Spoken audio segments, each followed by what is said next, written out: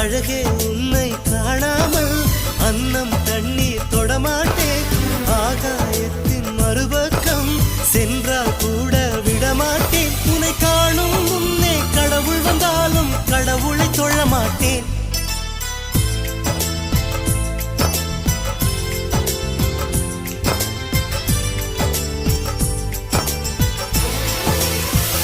எங்கோ சாலை வளைவில் உன் பிம்பம் தொலைந்ததடி, அங்கே